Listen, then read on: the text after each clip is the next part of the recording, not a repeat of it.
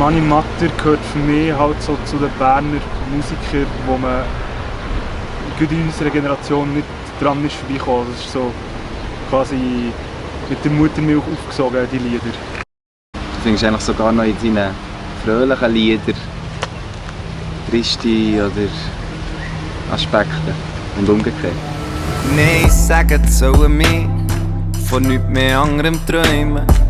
Wir, die müssen leben. Als Kind folgt man den Geschichten, aber dieser unfassbaren Eskalation vom Zündhölzchen und findet das lustig. Irgendwie. Und wenn man nachher ein bisschen älter ist und das Lied irgendwie kann kontextualisieren kann und er merkt, was das so für eine politische Ebene hat und auf was das anspielt, gewinnen die Lieder dann enorm an Bedeutung plötzlich. Aber ich habe sogar den Verdacht, dass das sogar schon bei Kindern ein bisschen durchdrückt. Also du bist ja vielleicht nicht alle Dimensionen gewohnt, aber ich habe das Gefühl, so ein bisschen auch eine Schwere, die manchmal drin ist, drückt auch schon, merkt auch schon das Kind. Nein, sagen sollen wir von nichts mehr anderem träumen. Wir, die müssen leben in den gottvergessenen Städten. Auf eine Art unglaublich traurig und unglaublich schöner Song, wo man auch noch nicht so viel kennt. Wo zwar Zürich Festmahl sehr schön gecovert, aber definitiv es verdient hat, noch ein bisschen mehr Plattform zu machen. Ja, ist schon bei mir eines der Lieder, das nicht weit vorne war in meinem Matter-Gedächtnis. Aber ich glaube, du und der Morris haben mir das gezeigt und nachher war wie klar, ja, das ist super, das passt auch irgendwie zu dem, was wir machen. Nein, sagen sollen wir von nichts mehr anderem träumen.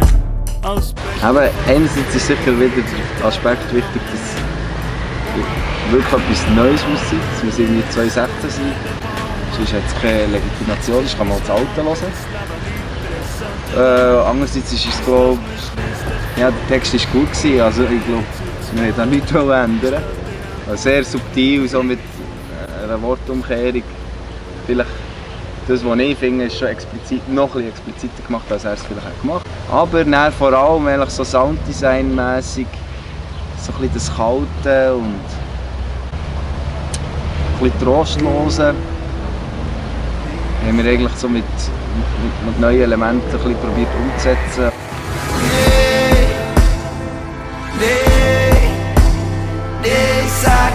Ich finde einfach auch spannend, dass er als Jurist eigentlich auf dem Weg zur Professur war und gleichzeitig, also was man ja nicht unbedingt mit einem sehr kreativen Schaffen würde assoziieren und gleichzeitig einer der poetischsten Schreiber war von seiner Zeit.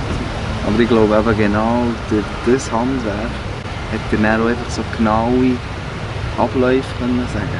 Das passiert wegen dem und so. Und darum sind die Geschichten so nachvollziehbar. Sagen